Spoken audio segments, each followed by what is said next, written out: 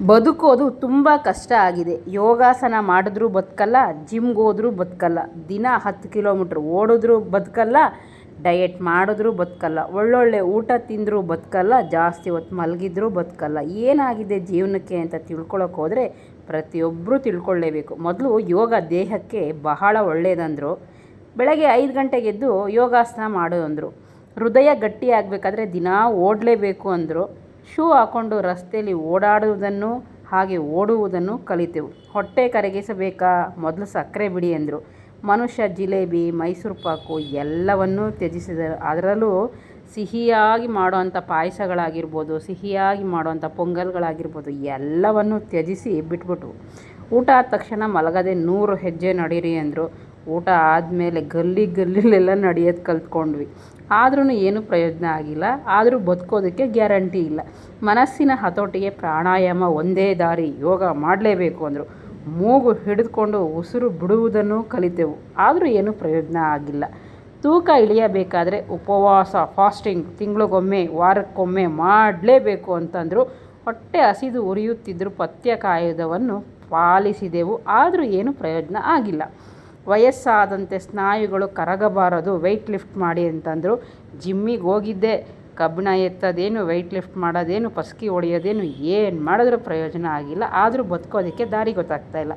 ನೆಮ್ಮದಿಯ ನಿದ್ರೆಗೆ ರಾತ್ರಿ ಮೊಬೈಲ್ ಬಳಸಬೇಡಿ ಎಂದರು. ರಾತ್ರಿ 9ಕ್ಕೆ ಮೊಬೈಲೆಲ್ಲ ಸ್ವಿಚ್ ಆಫ್ ಮಾಡಿ ಮಲಗೋಣ ಅಂತ ಟ್ರೈ ಮಾಡಿದ್ವಿ. ಆದರೂ ಏನೂ ಪ್ರಯೋಜನ ಆಗಿಲ್ಲ. ಆಯುಷ್ಯ ಗಟ್ಟಿಯಾಗಲು ನೀರೇ ಕುಡಿಯಿರಿ ಎಂದರು. ಅಂದರೆ ಜಾಸ್ತಿ ನೀರು ಕುಡಿಬೇಕು, RO ಫಿಲ್ಟ್ರ್ ನೀರು ಕುಡೀರಿ, ಇಲ್ಲ ಅಂದರೆ ಅದಾಗುತ್ತೆ ಇದಾಗುತ್ತೆ, ಇನ್ಫೆಕ್ಷನ್ ಆಗುತ್ತೆ ಅಂದರು.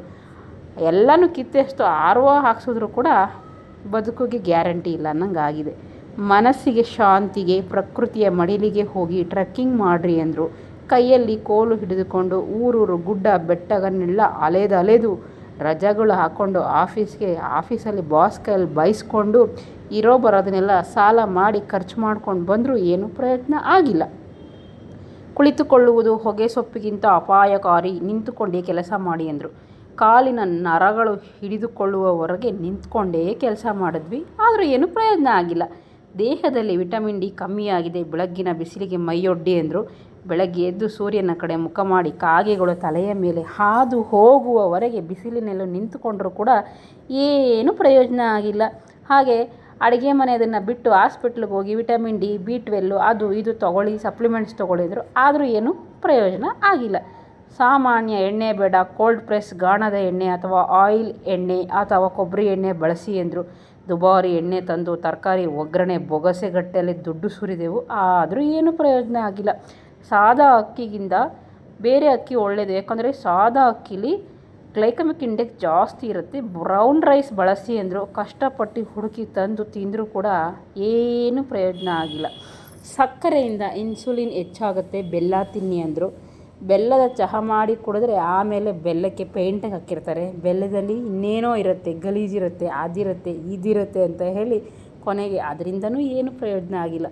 ಈಗ ಹೊಸದಾಗಿ ರಿಸರ್ಚ್ ಬಂದಿದೆ ಅಂತೆ. ಇಷ್ಟೆಲ್ಲ ಮಾಡಿ ದಿನ ಸ್ಟ್ರೆಸ್ ತೊಗೊಂಡು ಎಲ್ಲವೂ ವೇಸ್ಟ್. ಸುಮ್ಮನೆ ಪ್ರಶಾಂತವಾಗಿ 8 ಅವರ್ಸ್ ಮಲ್ಕೊಳ್ಳಿ, ಇಲ್ಲ ಅಂದರೆ ಇನ್ನೂ 1-2 ಅವರ್ ಎಕ್ಸ್ಟ್ರಾ ಮಲ್ಕೊಳ್ಳಿ. ಮೈಂಡ್ ರಿಲ್ಯಾಕ್ಸ್ ಆಗುತ್ತೆ, ಬಾಡಿ ರಿಲ್ಯಾಕ್ಸ್ ಆಗುತ್ತೆ, ಎಲ್ಲ ಸ್ಟ್ರೆಸ್ಸು ಮರ್ತು ಬಿಡ್ತೀರಾ. ಆವಾಗ ದೇಹಕ್ಕೂ ಒಳ್ಳೆಯದು, ಆರೋಗ್ಯಕ್ಕೂ ಒಳ್ಳೆಯದು ಅಂತ ಹೇಳ್ತಾ ಇದ್ದಾರೆ. ಯಾರ ಮಾತನ್ನ ಕೇಳೋದು ಸ್ವಾಮಿ? ಇಷ್ಟೆಲ್ಲ ಸಾಯುವಷ್ಟು ಕಷ್ಟಪಟ್ಟು ಬದುಕುವುದಕ್ಕೋ ಅಥವಾ ಜೀವಂತವಾಗಿದ್ದೇವೆ ಅಂತ ಲೋಕಕ್ಕೆ ತೋರಿಸುವುದಕ್ಕೋ ಗೊತ್ತಾಗ್ತಾ ಇಲ್ಲ. ಇಷ್ಟೆಲ್ಲ ಮಾಡಿದ ಮೇಲೆಯೂ ಆ ಬಿಸ್ಕತ್ತು ತಿಂದ್ಯಾ, ಈ ಎಣ್ಣೆ ತಿಂದ್ಯಾ, ಆ ಮೈದಾ ತಿಂದ್ಯಾ ಅಂತ ಬೆಟ್ಟು ಮಾಡಿ ತೋರಿಸುತ್ತಾರೆ. ಏನಪ್ಪ ಮಾಡೋದು, ಹೆಂಗಪ್ಪ ಬದುಕೋದು? ಕೊನೆಗೆ ನಾವು ಬದುಕುವುದು ನಮಗಾಗಿಯೋ ಅಥವಾ ಇನ್ನೊಬ್ಬರಿಗೆ ನಮ್ಮ ದೇಹವನ್ನು ತೋರಿಸಲಿಕ್ಕೋ ಗೊತ್ತಿಲ್ಲ. ಗುರುವೇ ನಾರಾಯಣ ಕಾಪಾಡು. ಏನು ತಿಂದರೂ ತಪ್ಪು, ಏನು ಮಾಡಿದ್ರೂ ತಪ್ಪು.